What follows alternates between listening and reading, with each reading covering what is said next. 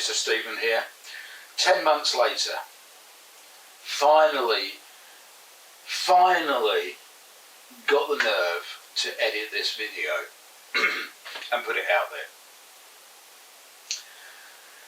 If you watch the first part of this, which you'll find in the playlist, the Rough Rover playlist, you'll see me going through the discussion about what needed doing on the car.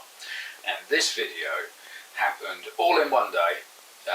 This was me working on my own on a Saturday afternoon, taking the engine and gearbox and front subframe and suspension and steering and everything all out in one lump, with a view to replacing it the next day.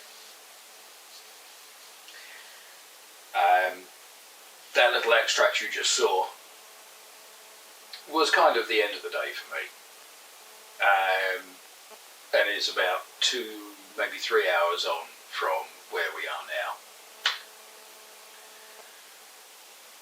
And what I'm going to do is I'm going to play you the next 3 hours recording, time-lapsed, down to about 20 odd minutes, so you can see the process of me taking the car apart, stripping the front end, getting it all ready, and then we'll look at what actually happened when the car fell off the stand. It's absolutely obvious in hindsight what went wrong and why it went wrong, but you live and learn, and it was a stupid thing to do, but it's done. So if you want to see how to take the engine and gearbox out of your L322 complete on the subframe, don't do as I do, do as I say. Action.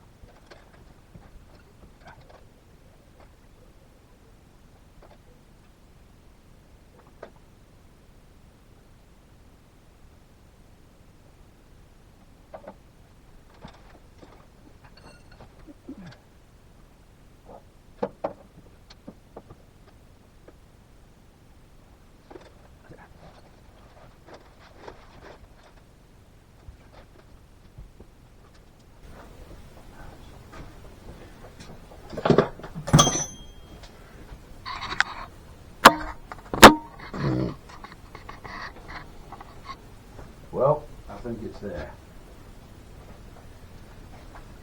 I think.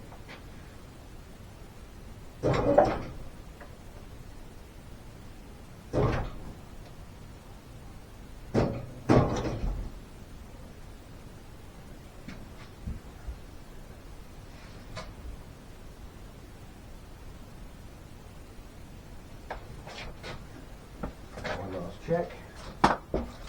Nothing fouling. Nothing connected that shouldn't be.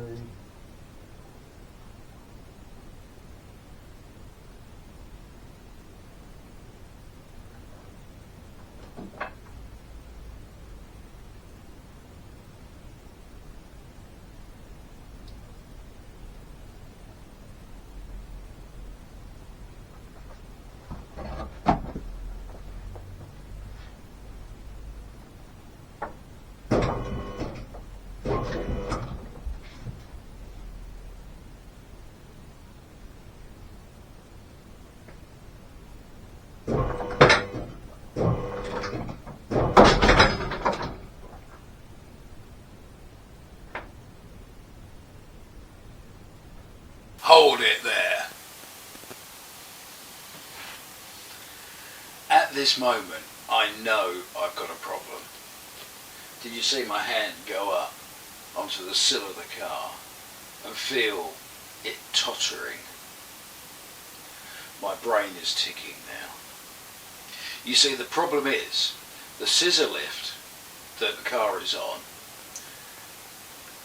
Okay, among the problems, there are two problems. There might be more actually. The first problem is the scissor lift has mechanical locks which it has to go past to lift and unlock and go down. And the further it goes up, oh, that's my dinner, I'll deal with that in a sec. The further it goes up, as the scissor closes like this, the further it has to move upwards to disengage the lock on the bottom. And at the same time that it's going like that and moving up to disengage the lock, the ends of the scissor, which are nearest the front of the car, are fixed. But the ends at the back are moving further forward. And that means the centre of gravity, the point the car is rotating on, goes from being between the two as it rises to being behind them.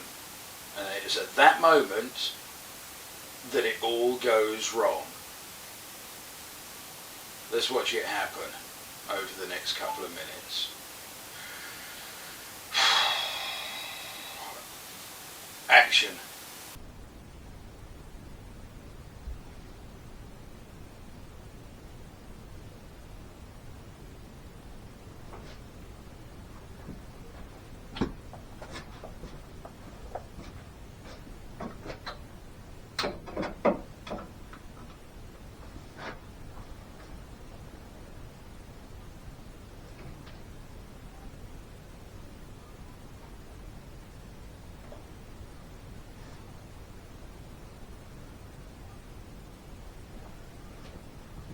Before we go any further,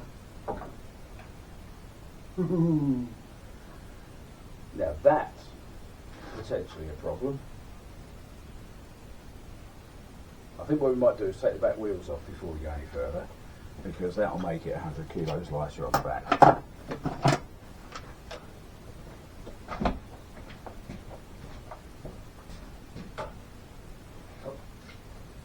Wrong side socket.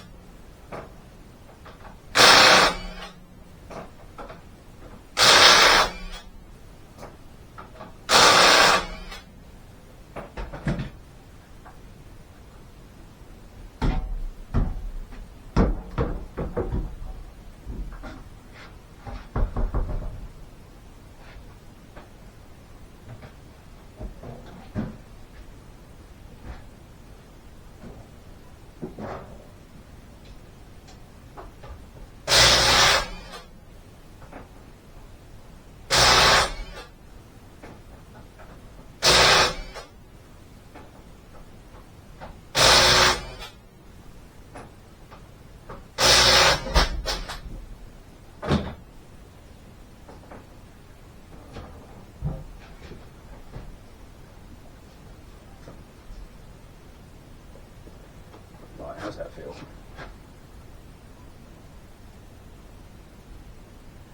Still light on the back, but it ain't going to fall off.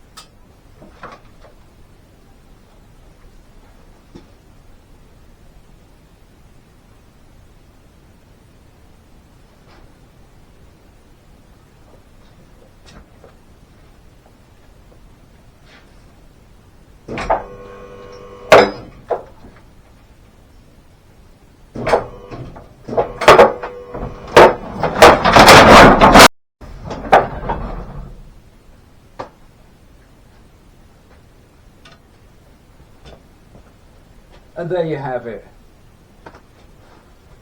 See, I knew it was a bit light on the front.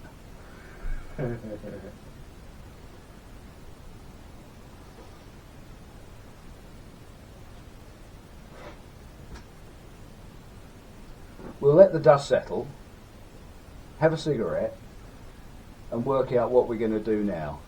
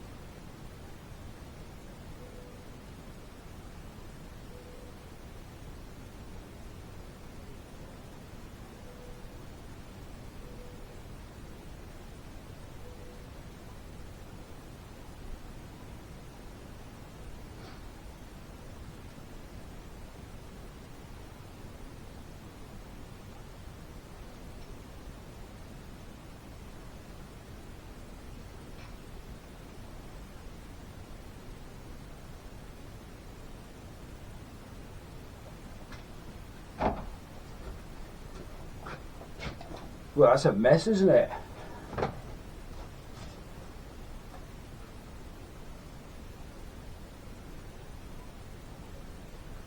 I had pondered taking the rear subframe out before I took the front one out. And I think, in fact, I now know that had probably been a good idea. However, this is all perfectly recoverable. I think it starts by putting some axle stands underneath the back of it.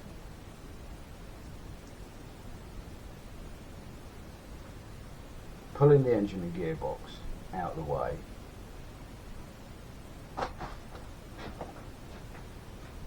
Because it ain't going anywhere right now. It's quite happy.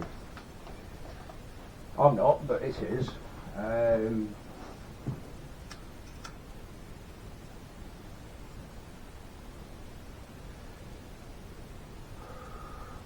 don't think it actually slid.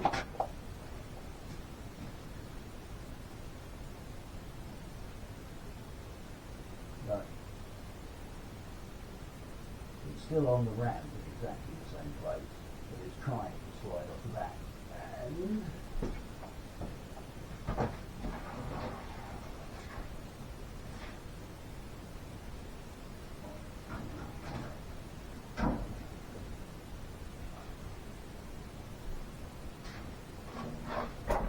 take the spare wheel off the roof as well, that might help.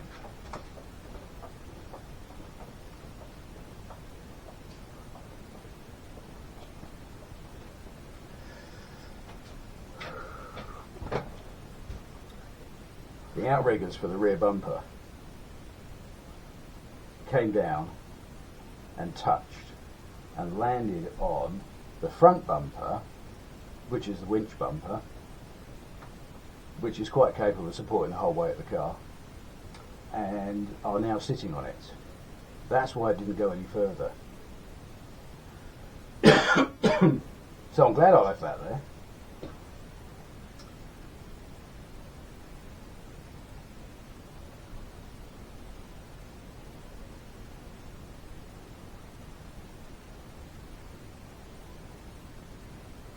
So what we're going to do, I think we're going to try and move this engine and gearbox forward so it's clear of the car. That will make life easier.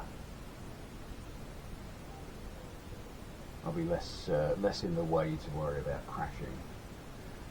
Then that will also free up the trolley jack and the axle stands. So I want to put the axle stands underneath the back of it so that can't go down any further, and then lower the ramp so that I can get axle stands underneath the front of it or have it balanced on the ramp, and I need some weight in the front of it. How am I going to put some weight in the front of it?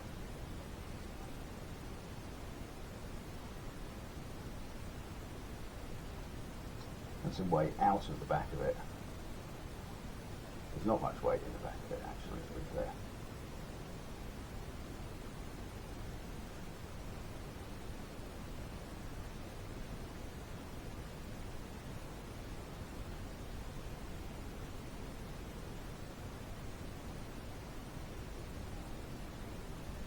And apart from the fact that my scissor lift, the base of it, looks like it's a bit bent, I think we all survived, and that will probably straighten out once it's got the weight of the car back on it again. So what we've got to do is get the weight back on the front of the car, and the way to do that is to support the weight of the back of it, I think. Let's start by moving this engine.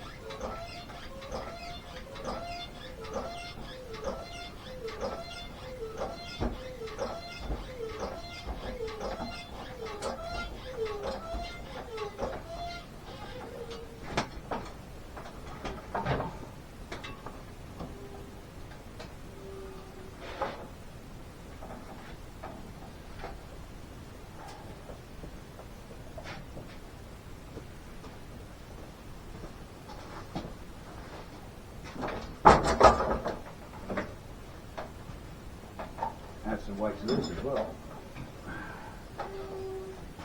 It's less inclined.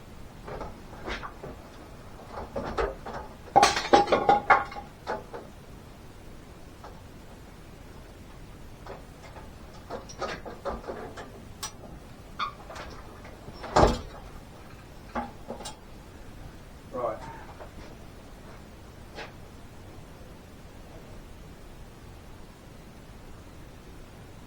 That's that problem dealt with.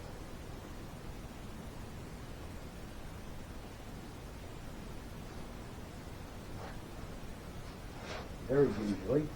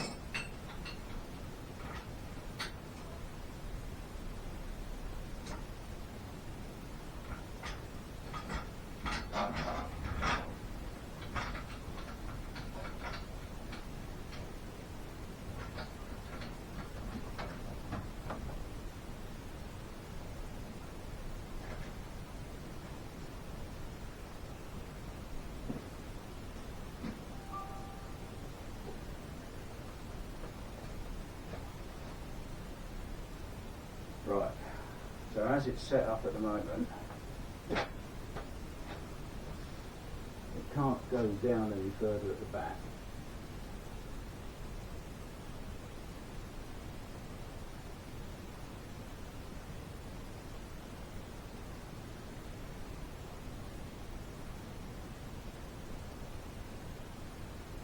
I'm really surprised it moves the centre of gravity that far back. But there you go, it did.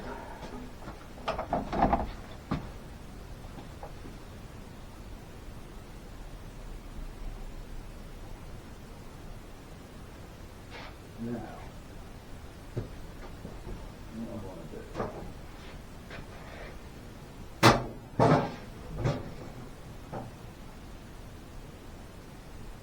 Modify that. The valve that controls the rate at which the ramp comes down, I want to slow it down massively.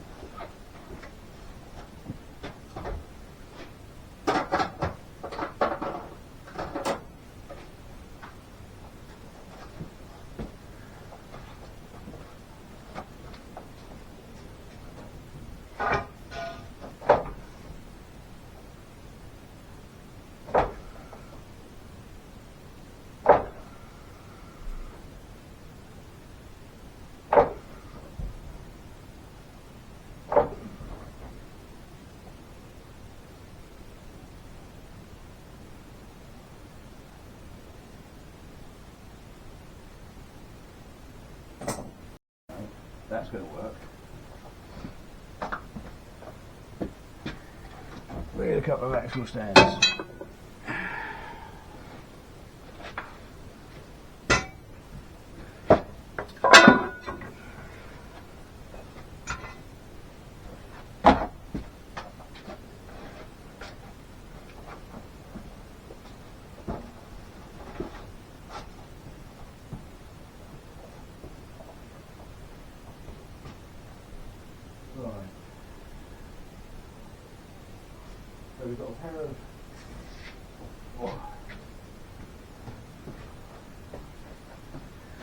So we've got a pair of axle stands underneath the forward subframe mounts, and they're about that far off.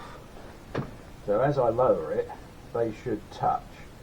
That point is further back than the ramp is currently supporting the car, because it's pivoting, is literally pivoting on the rearmost point where I'm supporting the car at the moment. And so those axle stands being further back will take the weight, and that should start transferring the weight onto the front of the car. That will hopefully level it all out.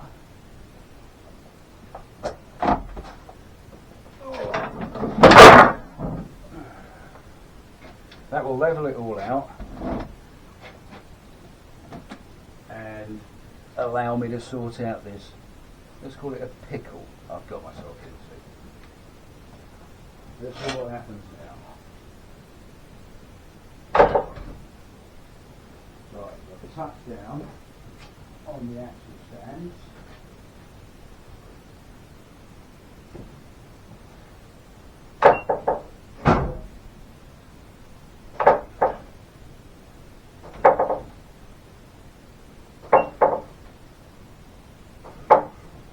And it's working.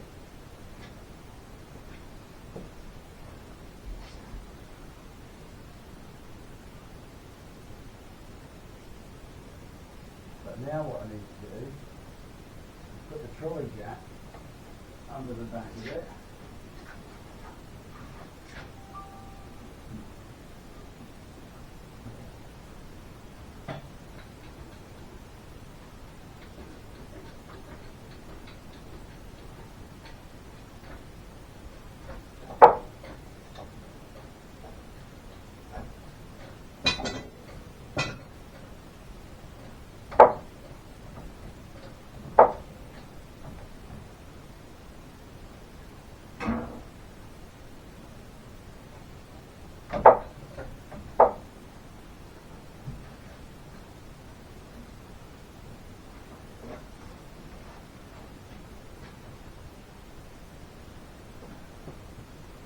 Okay.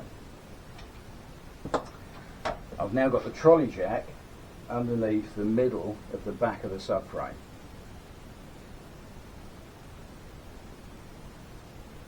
If I lower the ramp even further now, we'll start taking the weight off the back blocks.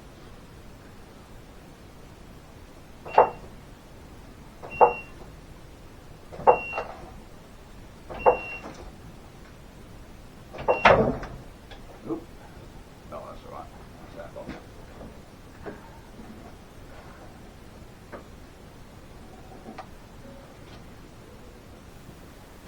Now we can come down the rest of the way.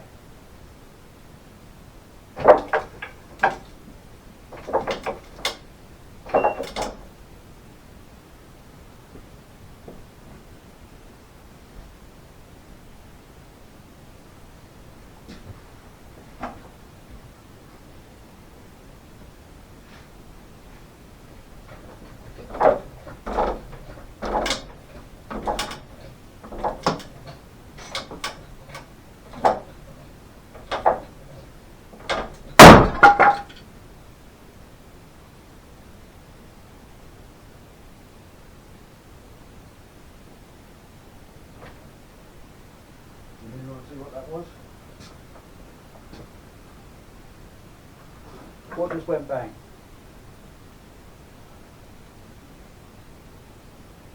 Was it just that bolt? Oh.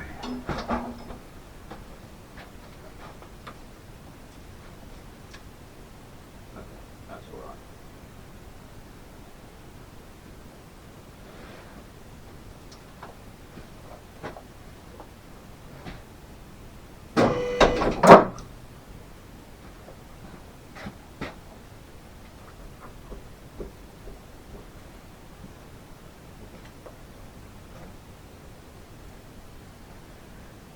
Well, let's just pretend that didn't happen, shall we?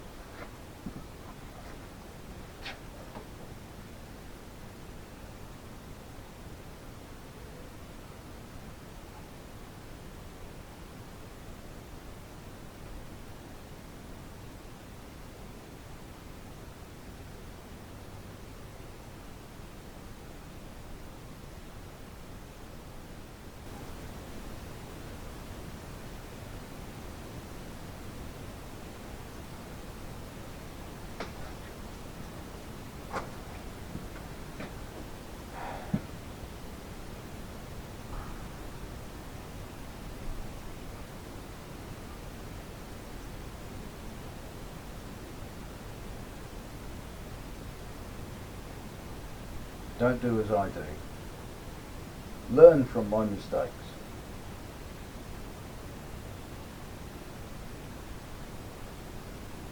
I mean, we've all seen the YouTube shorts of the car falling off the lift. And so we all know better than to let that happen.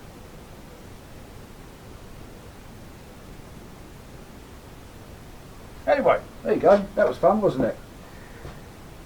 I'm going to call it a day now. I'm going to have a quick tidy up, wash my hands, call it a day, and it'll be tomorrow.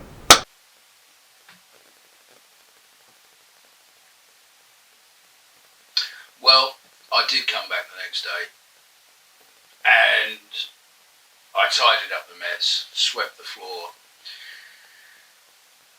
pulled the engine, gearbox and subframe out into the front, into the daylight, stood it next to the new ones, transferred across the parts that I needed to transfer, wheeled it back into the workshop, put it back in the car, bolted it all up and drove the car home. I didn't film it. I was kind of a mindset that at that stage I just needed to do the job. So I'm sorry. But as they say, assembly is the reverse of disassembly. You just try not to do the mess up in the middle. And you'll be fine.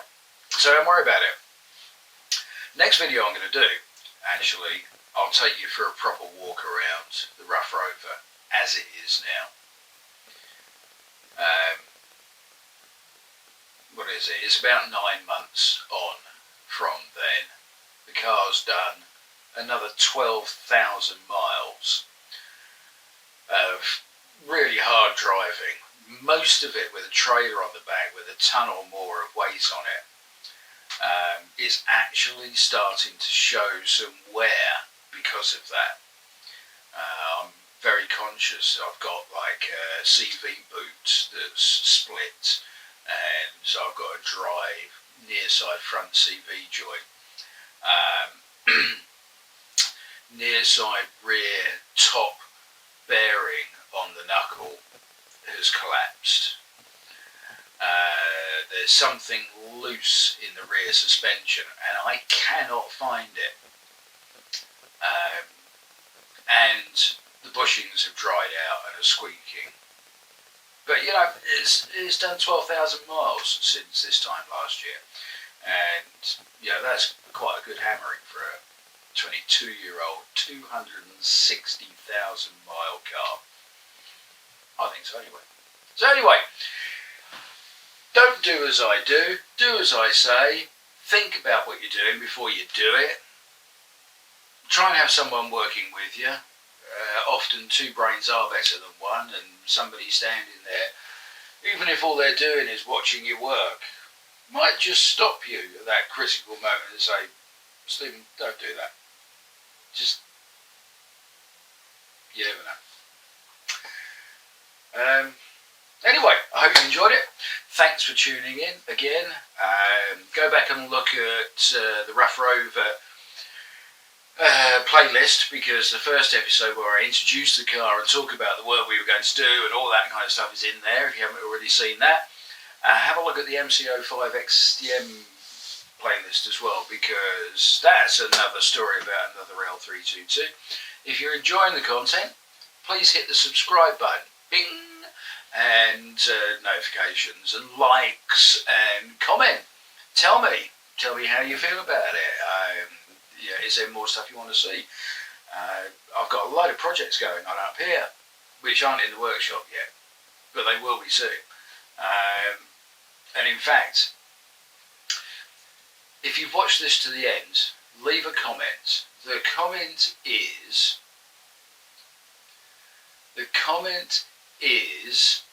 to do with a project I've got in my mind, which is a 4.2 supercharged L320 chassis and running gear with a 1965 notchback Mustang body on it, because it just turns out they've got exactly the same wheelbase and track.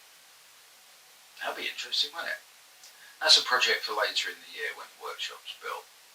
So let's have the comment, if you got this far in the video and you've enjoyed it, is Rough Mustang. See you all.